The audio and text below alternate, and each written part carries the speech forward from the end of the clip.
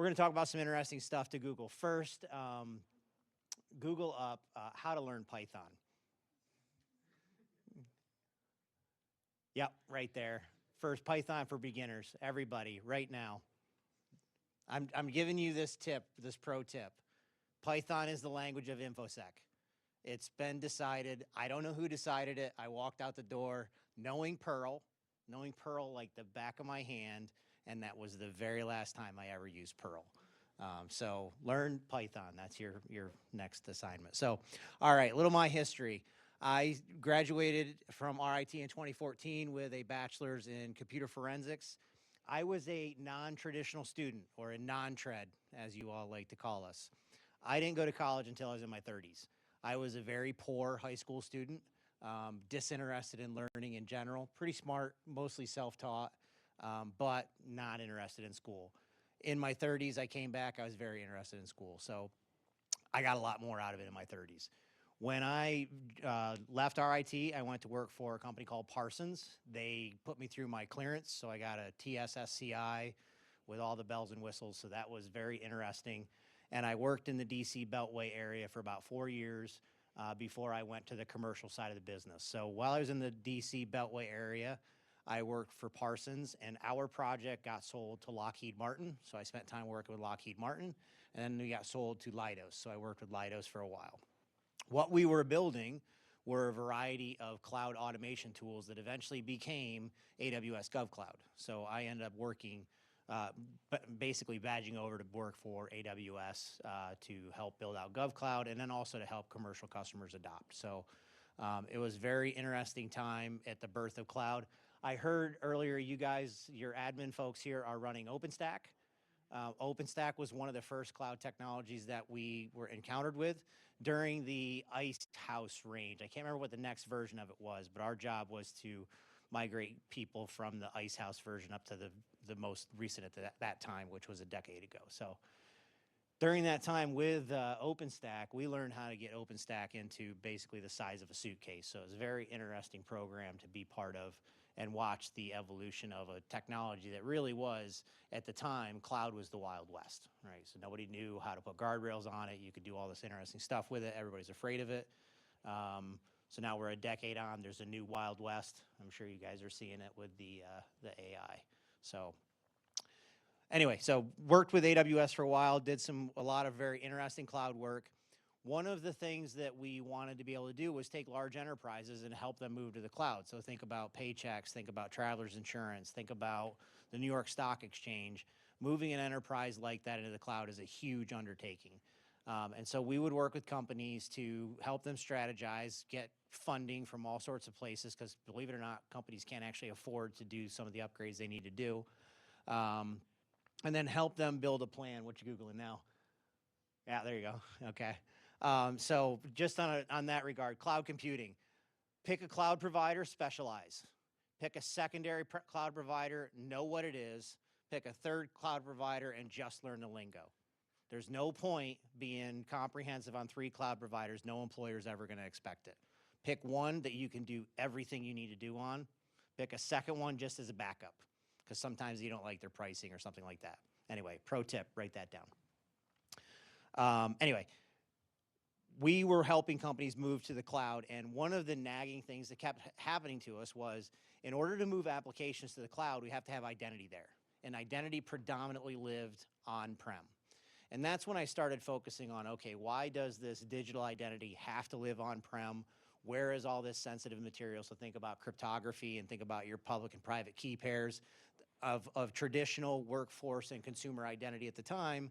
That was still the basis, right? So we had a lot of cryptographic material that had to live somewhere, be encrypted, and nobody wanted to touch that in the cloud. So that's when I started to specialize in identity.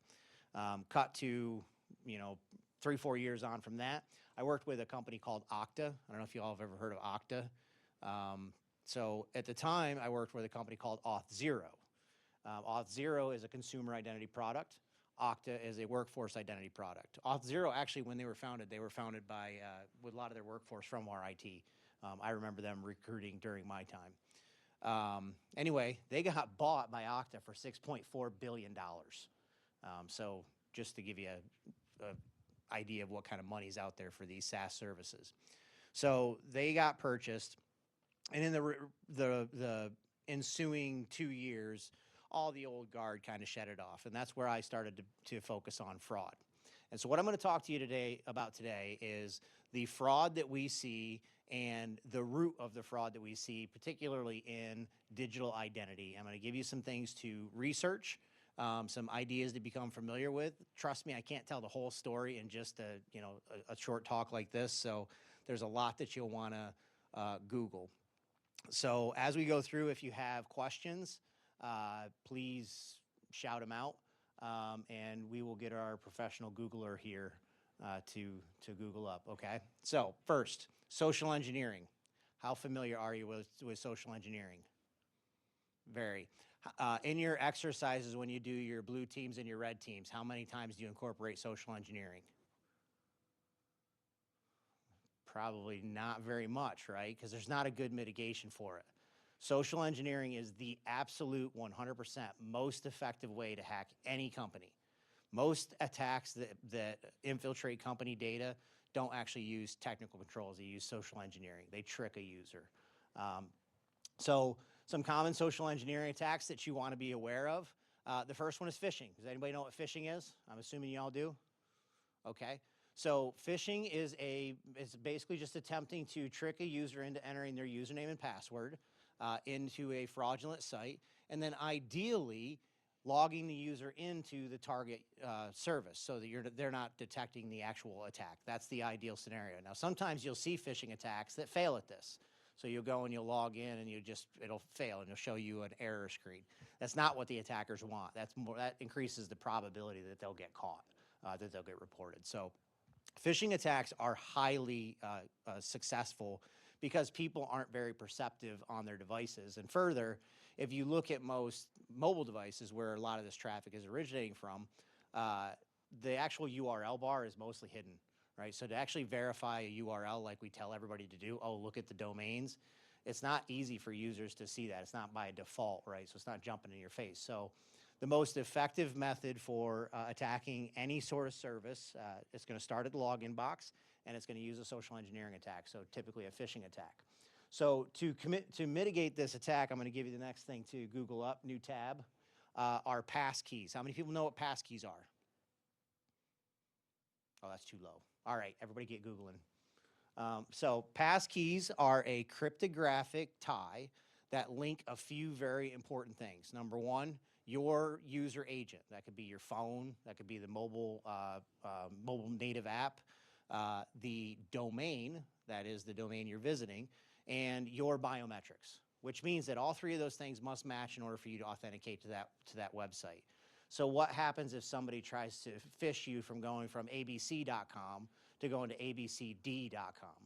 Well, cryptography already tells us that since the two domains don't match, any ensuing biometric attempt is going to fail because my local passkey is encrypted using those three factors. If one of the factors doesn't match, then the authentication fails, and therefore I can thwart a phishing attack. So passkeys right now are pretty much the only way to successfully 100% mitigate a phishing attack without having your users to be perceptive, because guess what? Your users won't be perceptive. Fair enough? Everybody understand that? Okay. Now, here's the problem with passkeys. Another thing to Google. There is a long tail on passkey support. So passkeys are a device-bound cryptographic artifact, right? So your device has to support them, and your device has to support the biometric input.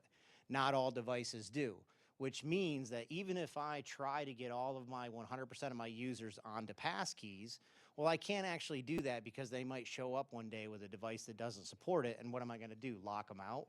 Well, in some cases, maybe, but chances are no, because I want their money, right? I see you nodding yes. Yeah, unfortunately, that's not the way the world works. I have asked many a company to simply fire their customers. Not one has done it yet. So you can't just throw the user out, so you got to support something, and this is where the password reset comes in. So one of the most highly attacked surfaces in your company is your password reset. So when you guys land somewhere and you look at your company, just go to your company's webpage and look at the password reset. chances are somebody's attacking that every single day because they're trying to use it to take over legitimate accounts so they can build synthetic identities. So the password reset flow is the next thing where you really have to add additional protection, monitoring, and things like that. And we'll talk a little bit more about it to mitigate that shortcoming of passkeys. So just add that to your Googling. Okay.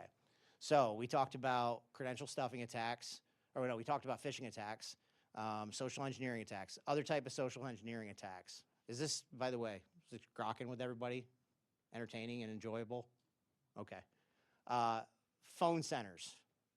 How many people have called a phone center, worked at a phone center, know a company that has a phone center? Okay. So phone centers are the next biggest vector in social engineering attacks. Phone centers are inherently there to support users that are locked out of things. That's inherently why people create phone centers. So when you call a phone center, you're already telling them, I don't have one of my identity factors. So that automatically increases the complexity of trying to identify that user when I'm going to give them sensitive information. Oftentimes, I'm going to help them reset their password or reset an account. So being able to identify folks in phone centers is very difficult because really, what do you have? You have their voice. Maybe you have a caller ID, but caller ID is spoofable, right? So phone centers, you need to add additional mitigations in to prevent these social engineering attacks. Because think about this.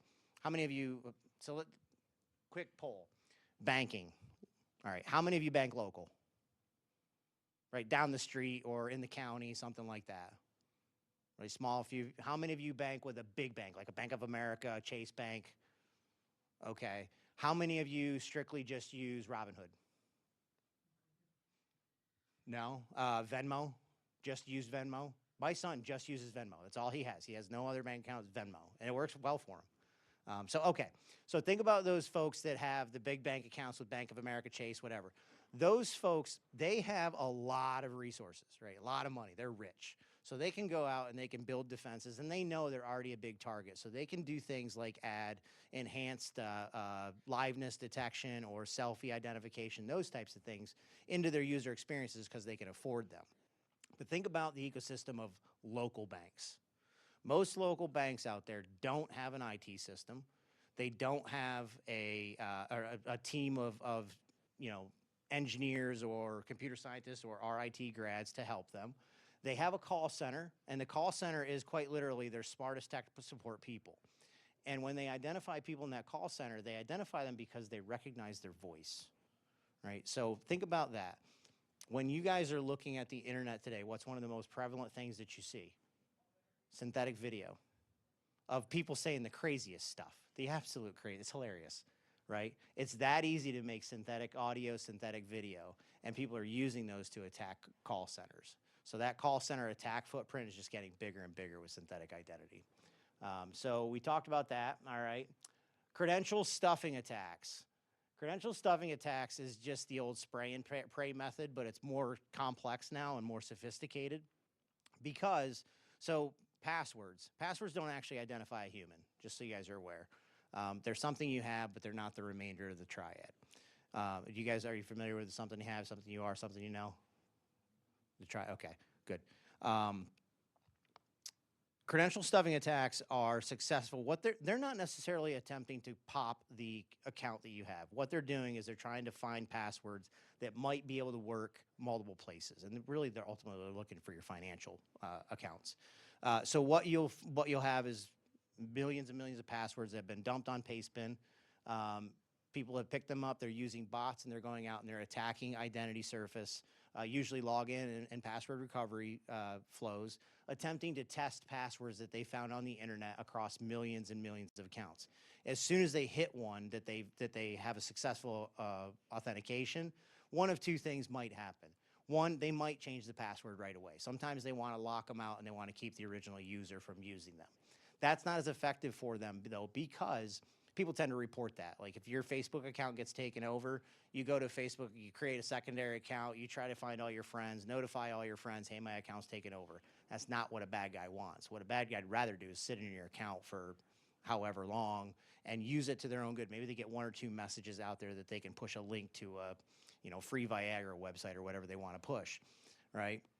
So what they'll try and do is they'll try and sit in there undetected. And then what they'll attempt to do is get many accounts of a similar identity, similar namesake, and then use those as a synthetic identity. So use those to correlate one identity that they can use to either social engineer other people, or just otherwise push messaging, push campaign messaging, other phishing campaigns, those types of things. Oh, I forgot, phishing campaigns, new tab. Are you guys familiar with EvilJinx?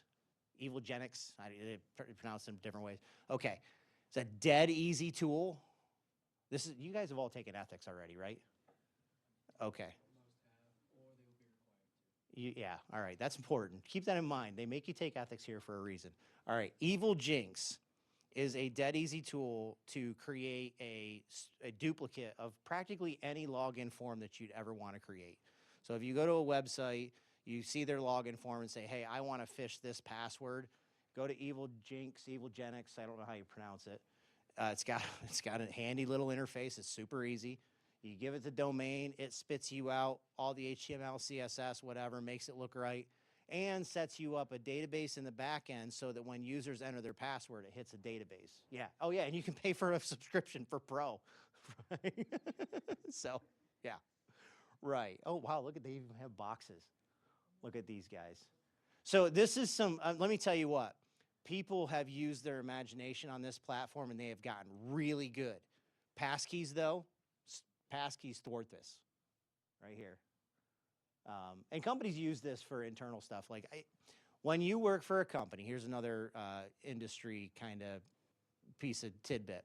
You will inherently get, and maybe in your co-ops you've already done this, you will get an email that says, oh, your medical plan's been updated, click here. And you'll go, hey, this is spam. I've been trained on this. And you'll shoot it off to the admin, and they'll go, oh, you won the prize. This was just a test. And you're going to want to slap somebody. Don't slap them. You're going to lose your job if you do that. But this is what they're using for those things.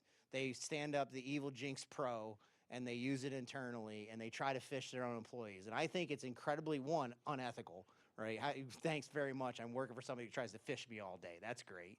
And number two, well, I think the annoyance of it, right? Why, like every single thing that I'm doing all day long, I got to wait and see if, well, oh, this is another trap they tried to catch me in. And oh, by the way, there was no prize for winning, right? If you're going to do something like that, I should get a pack of lifesavers or something, for crying out loud, not just a pat on the back, good job. So anyway, EvilJinx. All right, now let's go to the Office of Public of DOJ on the left-hand tab there. So this is kind of where I wanted to leave the story off to equate this to the real world, and this is what we see out there today. So cut to the history of about, let's say, 2022-ish. And what happened in 2022 economically was a massive number of recruiters got laid off. So companies just started purging recruiters, and all of those recruiters, they went out, and some of them said, hey, I'm going to hang out my own shingle. And they went and signed up for websites like iCIMS and Indeed.com, LinkedIn, you see them. And they started saying, okay, I'm a private recruiter. Here's my job listings. And what they were basically doing was taking big companies, duplicating their job listings, and trying to kind of broker the relationships with the employees with the companies. And it was a shift from recruiting being done as a corporate function to now recruiting being done as a third-party contract function. So that's the first thing that happened. Now, these recruiters, they're not generally technical people. There are technical people among them, but they're not predominantly technical. So they started using AI, and AI started producing these job listings for them, change them just slightly, whatever. And then they get the responses. They started using AI to churn through those responses. So that's all happening for probably a year and a half, up until mid-2023, when the real heavy tech layoffs started happening. This is when software engineers got laid off. This is when architects got laid off, computer scientists got laid off. It's still happening today, by the way. And we lost probably 500,000 easy off of the technical market to layoffs. So when they all hit the market, they did kind of the same thing that all the recruiters did, except for in the opposite direction. They spun up AI bots, and they started applying for jobs and creating resumes and just hitting the apply button, right? So everybody was inundated, and then you had the big providers in the middle, iCIMS and Indeed and LinkedIn, whatever, say, well, you know what, we'll help you. We'll add our own layer of AI to all that. So you got these kind of 3 competing layers of AI. Then on top of that, the fraudsters were like, well, hey, wait a second, we could do something with this too. So they started to apply to these jobs by the millions. And the AI on the back end was down selecting them by the millions and scheduling interviews by the millions.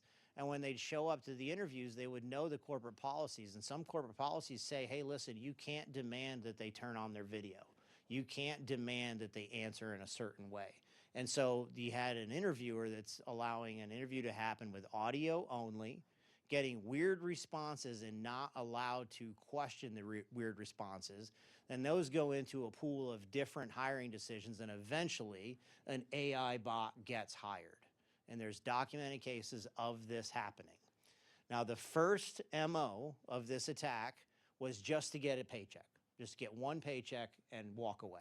And if they get one paycheck times 10, hey, that's great. Get it times 100, we're doing great. Don't have to worry about sustaining. Well, then some folks got smart and said, hey, listen, a lot of American companies, they're obligated by law to publish performance improvement plans. And I bet that we can make an AI agent that's good enough to do a performance improvement plan. And maybe we can get 1 and 2 and 3 and 10 paychecks. Maybe we can go 6 months. And then we started seeing documented cases of 18-month-long performance improvement plans where AI bots are able to produce just enough content to fit into the performance improvement definitions and extend those payments just a little bit longer, right? And of course, U.S. hiring laws didn't help because companies are obligated. They can't just fire somebody. They have to have like proper cause. So that was the first wave of AI attacks where it was just to kind of hit and go. This wave is a new type of wave. So there's a few new interesting things here. So in this case, the DOJ in June, they arrested, I think it was 70. You're all going to double check me anyway because you're going to Google this. You already have, haven't you? Right, yeah, okay. So 16 states, they found SIM farms, they found phone farms, they found laptop farms. And what these folks were doing, and 2 things that were different. One, they were siphoning all their paychecks back to the North Korean military's weapons program. So that was unique. And the second thing was unique is they did a good job. They actually didn't have anybody trigger a performance improvement plan on them. They took assignments, they returned assignments, they met the requirements, they did it in a timely fashion, and most of the companies at the time of the DOJ bust had no idea that they were hiring North Koreans and AI bots to do the job. So this is where it hits home big time for me because, number one, it's not like North Korea is our best buddy anyhow. But number 2, I mean, hell, these companies are trying to put all of us through these ringer of technical interviews, and we're not getting them, but the North Korean AI bots are. What's going on there? That's not right. So anyway, so what do we do about this? There's a lot to do about this. The answer for AI is often AI, but preceding AI was machine learning. So we did a lot of research throughout industry and throughout government. DARPA led a lot of this. Where we did a lot of research on facial structures and facial points and being able to detect liveness from facial structures, and then also being able to detect manipulated videos, which I know you guys are doing a lot of at RIT, that the deep fake research on manipulated videos after the fact. Think about the massive volume of data and photographic data and biometric data that creates. It's huge. So that's a very big problem that has not yet been solved. But here's the thing for you guys. This AI ecosystem where we have now the capability at quite literally the fingertips of some of the, what's the word? The lowest common denominator of criminals, right? So it used to be criminals were a little bit stupider than all of our smartest people, used to be, because we always realize that, hey, if we follow the rules and do things right, we can actually make a better living. With AI, they don't have to be very smart. So the idea of the script kiddie, that we used to have. Like we used to worry about all the time. Is a 17-year-old in their in their mother's basement that happens to write a script that's doing something to our systems, the script kiddie, right? Well, now you got the script kiddie on steroids. You got AI enabled script kiddies, and they can create very, very convincing, very good video that by the eye is difficult to distinguish. And particularly when you have call centers that have a high volume where they don't have a lot of time to spend on verifying an identity, it's very easy to get one past them. So the AI the AI and facial recognition, AI analysis of liveness is a wide open field. It's something, if I were your age group, I would spend a lot of time focusing on, because he who fixes it first is going to win. That's a big problem. So I've been talking a while. I know we lost one audience member already. I see one guy over there packing his bag up. Sorry to call you up, pal. Any questions? No questions? Come on, guys. Did I bore you? Did I bore everybody? Seriously? Go ahead. So if we're talking about waves, where would you say that we're at right now? Is it really that next push of who can refine an AI agent first wins, and then we enter another wave? Or are we hitting the bottom of one and entering a new one? So, very interesting question, and there's a lot to it. So there's there's a few things that are all going to collide. So one, today, about 70% of the internet is home-rolled identity stacks. Some guy who read the OAuth protocol, oh, that's another one to Google, OAuth, or OIDC protocol, and said, oh, I can make a server that works like this because it's a protocol, right? How hard can it be? Turns out very hard. But about 70% of the internet today is still home-rolled. And they don't have any defenses against synthetic AI identity, none whatsoever. So the first wave is going to be those home-rolled identity stacks are all going to either get popped or going to become not home-rolled. So that's the first wave. The second thing with AI is that people are going to hit the privacy threshold. Right now, there's no good model, or no decided model, I'll say, that outlines how to give AI permissions, how to scope and give a threshold to those AI permissions, meaning here's the limit of what you're allowed to do and also the time limit for which you're allowed to do it, right? Being able to scope those permissions. And then most importantly, once an AI agent is in flight and I decide I want to revoke those permissions, how do I do that, right? Because you have the concept now of an AI, yeah, they want to interact with me as the user, but they're also going to interact through, say, the ChatGPT web interface. And if I ask it to go search for a product, well, maybe it's going to interact with Amazon or Walmart or something like that. And then, okay, I want to buy that product. Well, now is it going to interact with my bank? Is it going to interact with my digital wallet? How am I going to make that happen? And what kind of permission and consent do I have to give to this AI agent? And again, whatever permission that you give, make sure you can bring it back, because guess what? A non-deterministic computer is not necessarily your friend. And I want to underlie that. From the security point of view, we are not playing around. The consequences of an AI agent going rogue, yeah, it might drain somebody's bank account, but it might also disable our national security. That's the space where we have to be thinking. And that's why those ethical lines there of just because we can doesn't mean we should. Right now, the just because we can crowd is winning the debate. They are the loudest. They are the ones that automate everything. How can I make it easier for the consumer to pay and give money from them to me? That's what the main push out there in consumer land is. Government's a little more skeptical. You see this. I don't know. Have you guys heard of the Genesis mission? So it's a recent executive order mission. There's two major things that the federal government is doing right now in AI, and you can take this as here speak, but go ahead and Google. I'm not an expert on these, and I'm not the broker of these. We are involved in them. Genesis mission. And I don't remember what the other mission is. So the first half of the infrastructure spend is on data centers, right? And that's where you hear like the big NVIDIA investments, the Oracle investments. They want to build data centers. And what the problem we have right now is that these data centers consume so much electricity that you can't just plop them down into a city center, right? So they have to find a place to where they can put them, where they can draw electricity. But you can't just go to some farm town and then just black them out for a month while you build your data center.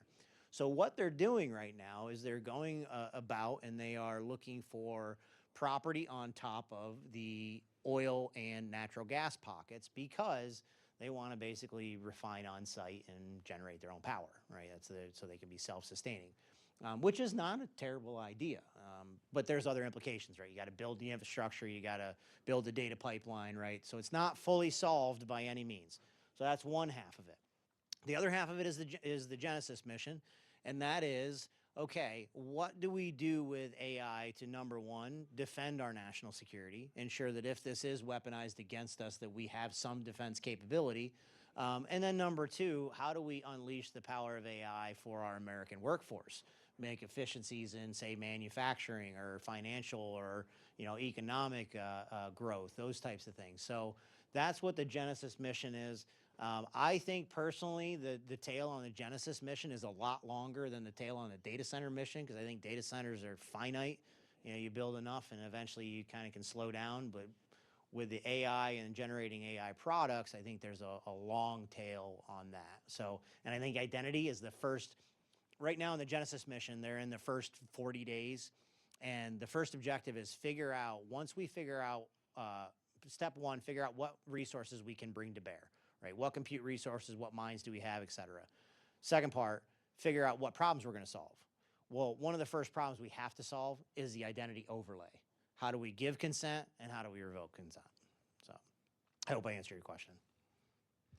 Any others? Everybody's just sleepy. Did you have a long day of it? Yeah, yeah. Yeah, I just wanted you to, like, you previously mentioned that the crowd that wants to integrate AI into everything is like winning right Right. now. You do not like the idea of having AI integrated with everything, right? It's not that I'm not really pro or con AI. I want to make sure that the user always maintains control of their permissions. And so there's a few things at play. When you look at traditional banking is built on the back of what's called an automated clearinghouse. And really, it used to be someone would mail a ticket to somebody, they would punch a few numbers and mail a ticket back, and that's how we move money. Now it's all digital. But that automated clearinghouse is dependent on a fiat currency, which means it's really a pay-to-play system, right? So you really do have to have a lot of infrastructure or access to certain software capability or have a staff and things like that. So there's economic barriers that prevent you from playing at the level of back-end banking that some of the big players play at. Enter crypto. Crypto's decentralized, right? Now it's got its downside in that a lot of crypto is not stable. Enter stable coins. So now banks are warming up a little bit, consumers are warming up a little bit, and you have a fully functional wallet ecosystem now. So you have Apple on your device as your wallet, you have Google on your device as your wallet, and then you have private hosted wallets like Coinbase and even Robinhood and Venmo. Really all they are is just hosted digital wallets.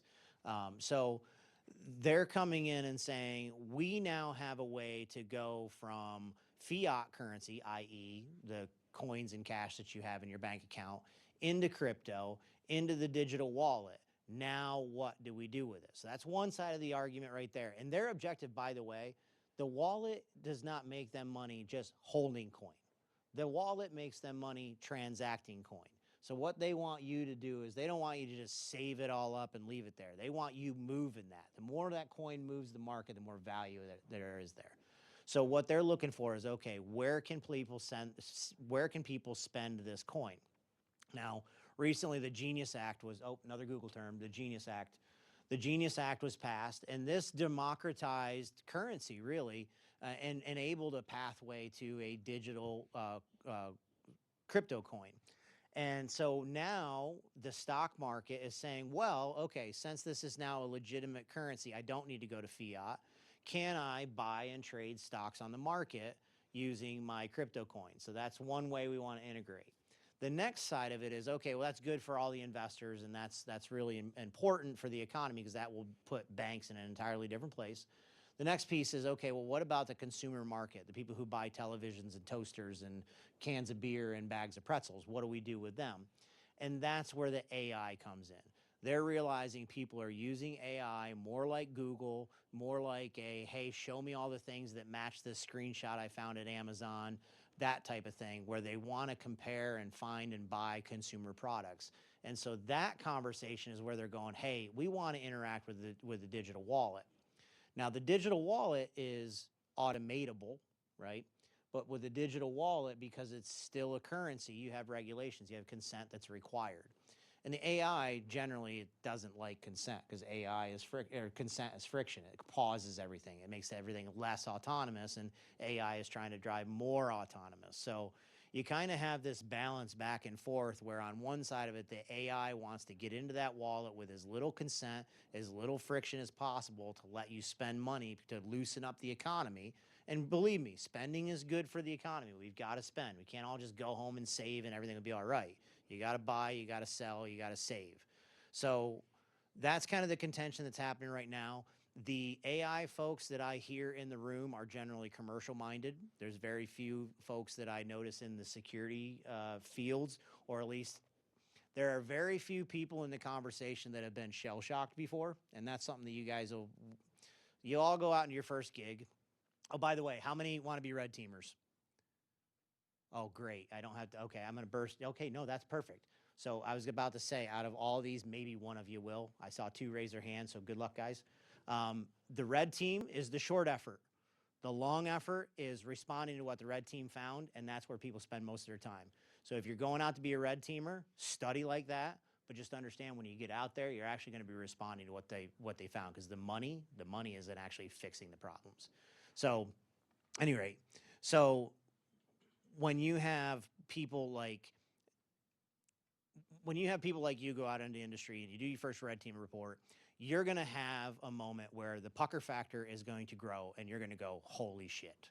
And you're going to realize the gravity of what we do in this business. We really do keep the world safe. If you go out and get a gig with some of these big providers, there are some really crazy things that are happening out there.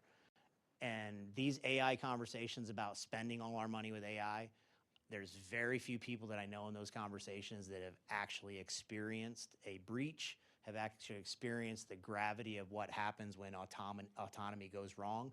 And that's where I kind of hesitate to say, like, guys, okay, this is good. I like AI. I think it's very useful for society. But we really do have to think things through here, because this could be more than a double-edged sword. It's like that razor blade that's just a razor blade on all the sides, right? That answer? Yeah, I think so. Good. Any other questions? Yeah. So part of the discussions I've heard surrounding AI in industry settings is the difference between some managers on having AI replace workers versus being used as a workforce like multiplier, is what they were saying. Where do you sit at the intersection of that? Do you find that it shouldn't just be set off by itself and replace people? Or do you think that there's some jobs that Yeah, so I don't think AI has the capability to replace people. I know that companies have tried it, and I know there's companies that claim that they've done it too. Here's the thing, and you all get this too. So, and I encourage you to do this. You all need to set your own bar of what quality means to you, and be unapologetic about it. Right? In my opinion, the quality that I get back from AI responses has never met the bar. Never. It's always loose. It's always superficial. Sometimes it's invented. You know, I went to AI and I said, hey, listen, give me 10 legitimate GPS coordinates of landmarks in the United States. And it gave me 10 landmarks in the United States along with GPS coordinates. And none of the GPS coordinates went to a landmark. Not one. And that was a pretty simple, like, that's written down somewhere. I'm sure of it, right? So if it can't meet the bar on simple things like that, I don't see it meeting the bar in the future. But I will say this, in terms of iterative work, it can help you raise your own bar. In terms of like, hey, here's my idea, help me figure this out. It will give you good ideas. It will give you good output. I ask it all the time. So we work with data science quite a bit. Hey, why can't I get this data to transpose the way I want it to? It doesn't have any idea why, but it comes up with another thing I can try that I didn't already try. So in that regard, I think it's very beneficial and useful. I've never, like, I have people call me up all the time. Well, I'm going to replace your sales guy with AI. Well, the first guy that actually does that right, I mean, I'll take him seriously, sure. Our salespeople, they're out there making relationships. They're shaking hands. They're kissing babies. They're buying coffees. I don't see AI out there, sitting across the table and talking to people about their problems. So I don't see it happening. You know what I mean? But again, pro AI, just, let's keep an eye on it. So, any others? All right. Yeah. So going back to when the North Korean AI bots were coming to work in America, Right. do you think, well, are there any companies that are changing the way that they're hiring, and how does that? Right, and that's actually what we do, and that's the reason that I brought that up, because we have that. So, what companies are doing? One is around their application process. At the time of down select, we're encouraging companies to do a selfie identification with liveness detection. So with liveness detection, what we can do is we can verify the real timeness of a photo by taking many in a row and watching pixel movements.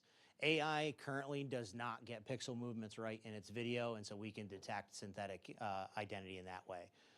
Using passkeys is another thing that we tell our customers to implement, because passkeys, again, since they're tied to a biometric that's on your device, the AI cannot reproduce that. So we do have mitigations that we give to people.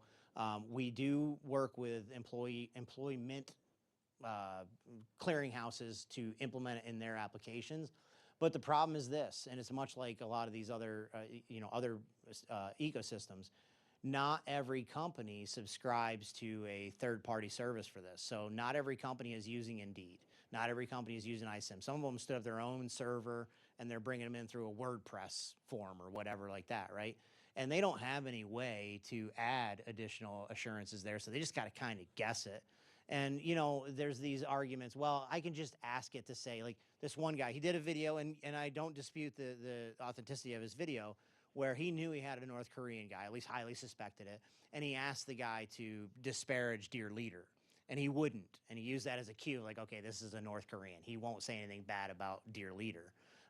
And I'm sure in a spot case that works, but as these attacks start to get to the millions and millions of attacks, that's not going to work anymore, right? Think about the anti-phishing lesson that you hear. What's the first thing they tell you when you get a suspicious email in your inbox, right? As security experts, not by end users. As security experts, what do they tell you? Well, inspect the logo, inspect the links, inspect the this, inspect the that, and take a look. Well, we've been telling users that for years, but it doesn't work because people don't check.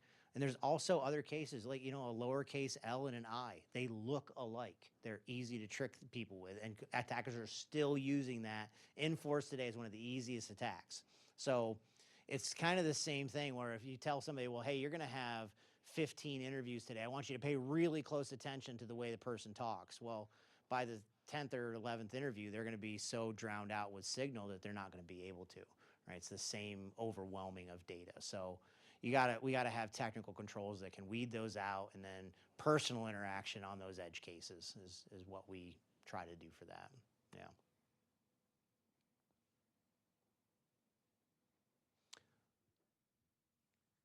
Oh, yep. So with all the AI growth and stuff, many companies are making a proposal or making like better authentication, via the passport, now SSM, wherever the information is. Right. Do you think the future what that will be? Because I know people are protesting the incognito and anonymous, internet search. Right. And here's the thing I think about in this regard. So authentication is at the edge of free speech. It's also at the edge of business speech. Business speech is not free speech, by the way. When you do business with another company, you don't get to say anything you want. They can terminate their business with you. Your employer can do that too, right? But common utility service cannot do that.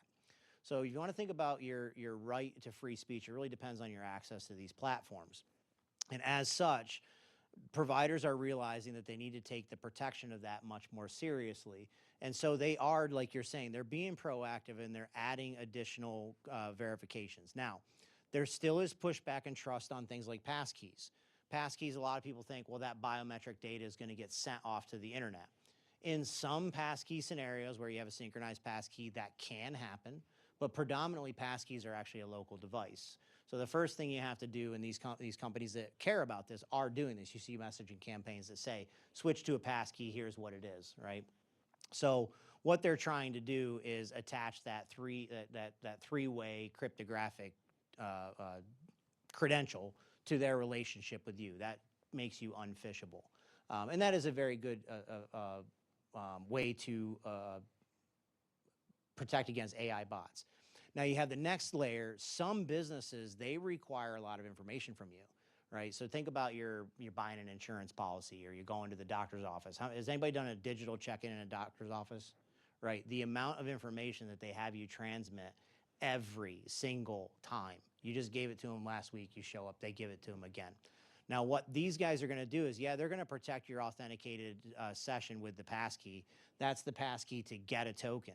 Well, once that token is created, well, that's not the end of the security relationship. I still have to protect that token, and not every application is really good at protecting that token. So what companies are starting to do is recognize, oh, okay, now what I need to do is I need to keep track of where that token should be coming from, and make sure every time that that token is coming from that place. It's called a sender constraint, or you guys might have heard of digital proof of possession, or I'm sorry, not digital proof of, anyway, DPoP, proof of possession. Basically, you have to prove that both sides of the transaction have access to a private key before you transmit any security information, DPoP. So that's a back-end technique that companies and application owners are rolling out to mitigate this on their own. But really, we're still at an inflection point where, like I said, 70% of the internet is home rolled. And these are still big companies, by the way. 70% of the internet, if you even take the top 50% of the internet, that's a big number as far as the economy goes. These are big companies that roll their own identity stack, and I don't see a lot of them preparing the way that they should. So I would argue, like, when you go and set up an account, you do want to think about, is this provider prepared for the AI identity attack of me that's going to happen to them? So my bank, for example, I had to go down to my bank and say, look, I know that it's going to be easy for somebody to spoof my identity. I put it all over. I mean, I put my face on the internet. I put video out there. I do these types of things. Somebody somewhere is going to get a video of me and be able to reproduce me to the T, really. So I need to go to my bank and say, hey, are you prepared for this? Now, my bank's small enough, they'll take my call. You guys that bank with Bank of America, guess what? They're not going to pick up the phone. So you got to kind of hope that they're doing their diligence. And I would say this, as security professionals, if you don't believe that a company you're doing business with is going to do that diligence, then please don't do business with them. You know, lead by example and help people understand, I'm not going to do business with this company because I don't believe that they're prepared to take care of my data. How many people are aware of the Wegmans facial recognition, New York City? Okay, all right, so a lot of you are not. Okay, Wegmans, our beloved. I've done a lot of work with Wegmans. I have a very high esteem and respect for them. Their New York stores were a victim to theft and vandalism. And so what they did is they created a company-wide policy that they were going to record the biometrics of their shoppers in the New York City store and share it with all of their other stores and share it with all of their neighbors.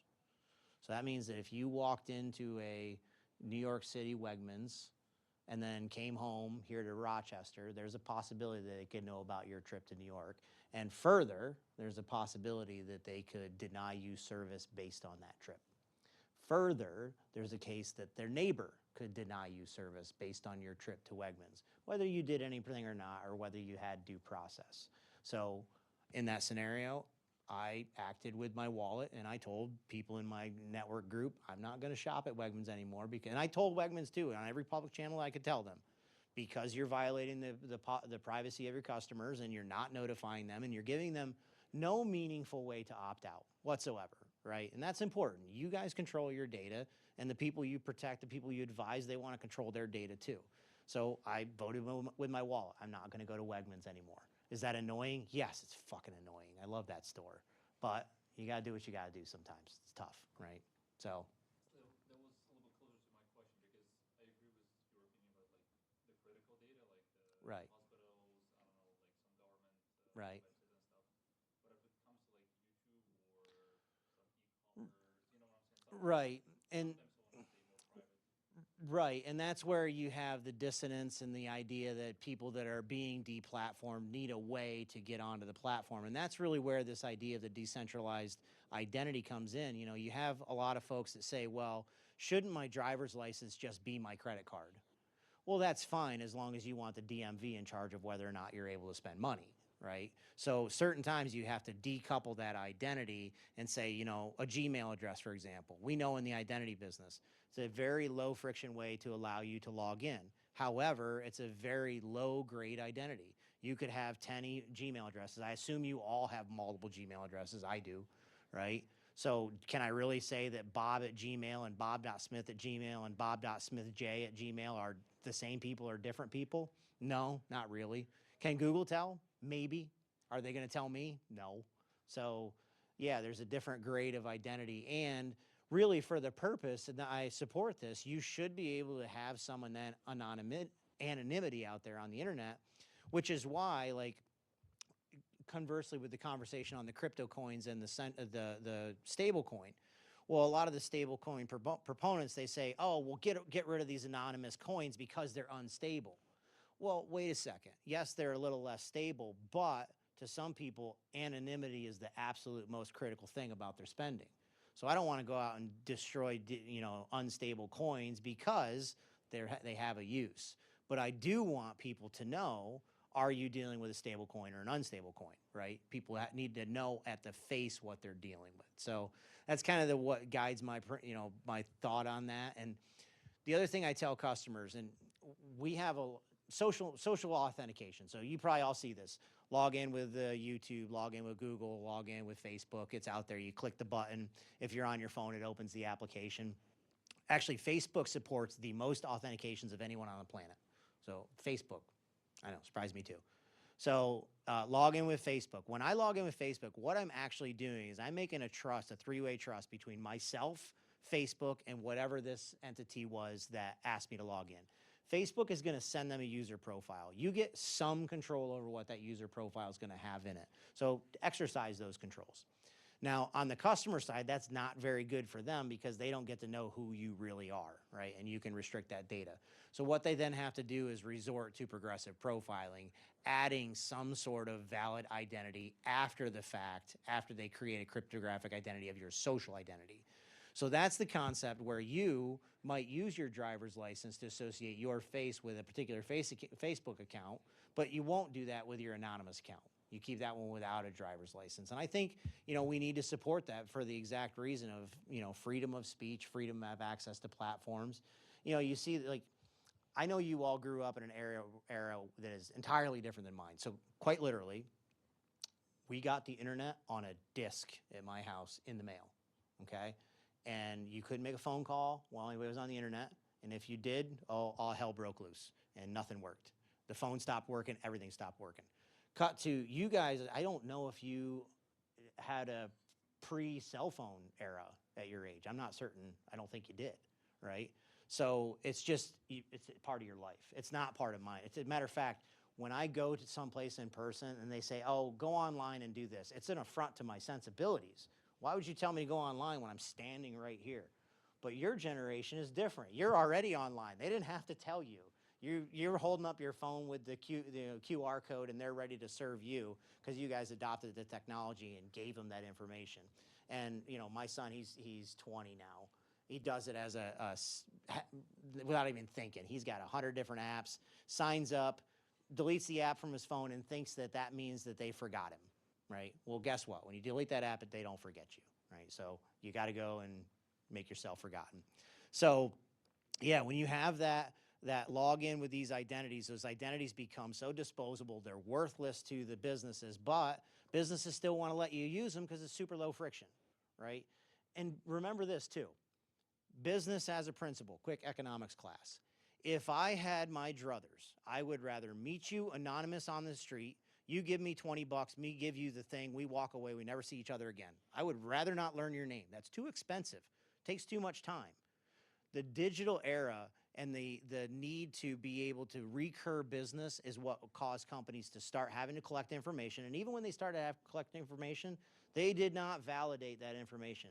I had electric accounts with I don't know how many different providers that never, not one time did they ever validate my information. They just expected the check, and if the check didn't come, well, then they might see who I am, right? That's not the way it was operated.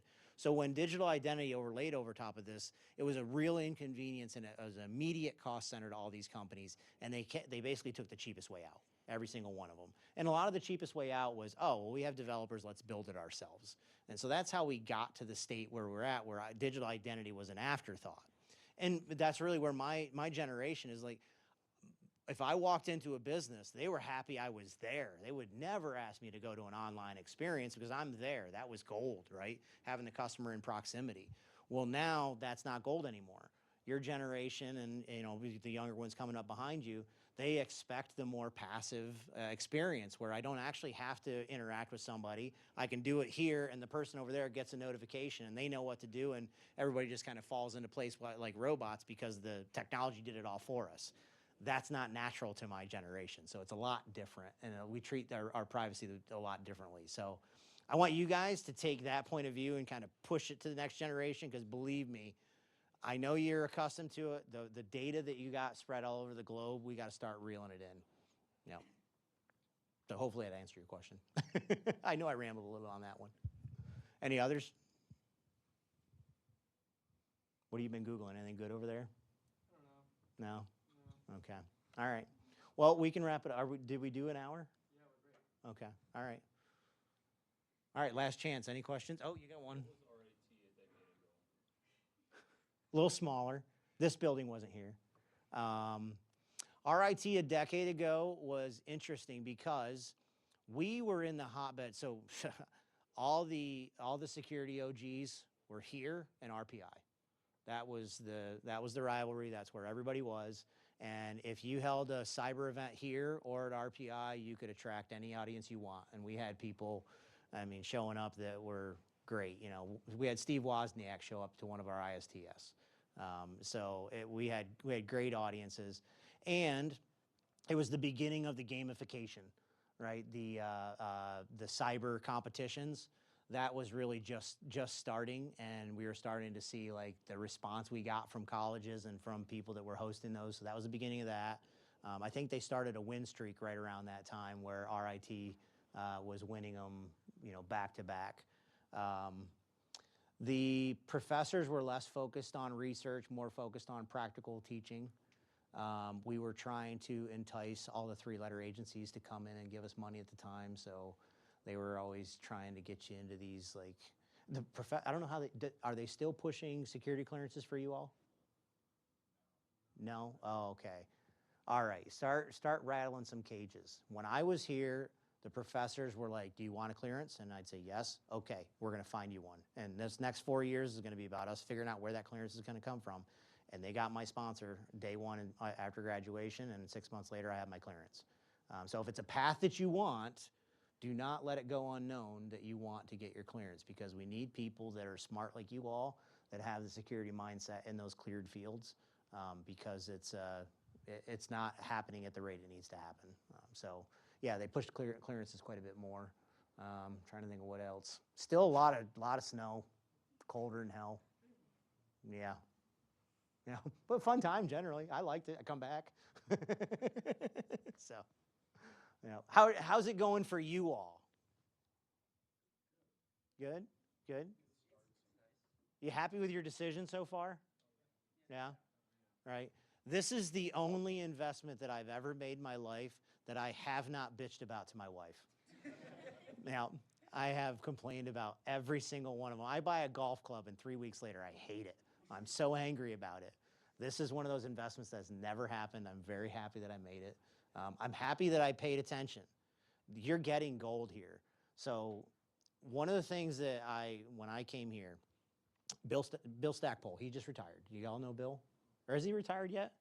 Yeah, I knew it was close. Anyway, so he's like, listen, we're going to make you immediately billable. But don't come here if you're going to just screw around, because when we go and hire you out and say, okay, this guy's immediately billable, you're just going to embarrass us. and nobody wants to be embarrassed. And so I'd never had anybody speak to me like that. And so I was like, okay, fair enough. So I took that as a very serious, like, I need to get out of here immediately billable. And then Michelle McGee added some overlay for me. And she said, listen, the reason for that is you're not just representing you when you leave this institution, you're representing everybody who left before you and everybody who will leave after you. If you leave here not immediately billable and somebody sees that as the product of RIT, the next time they come to RIT, they're going to go, well, the luster's diminished a little bit, right? Because that last guy wasn't, or last girl wasn't really immediately billable. So take it very seriously. And when you go negotiate with those employers, let them know, hey, I'm immediately billable. Pay me what I'm worth. Because the next RIT grad that comes to have that conversation shouldn't have to argue as hard as you did. Doesn't mean you shouldn't argue. Argue hard. Argue hard for what you're worth. Make sure the next person behind you doesn't have to argue as hard. That's your job. All right, QED, I think I'm done. No, I'll take more. If you got more questions, I'll take them. I was just kind of. All right. Thanks all for the opportunity. I really appreciate chatting with you all.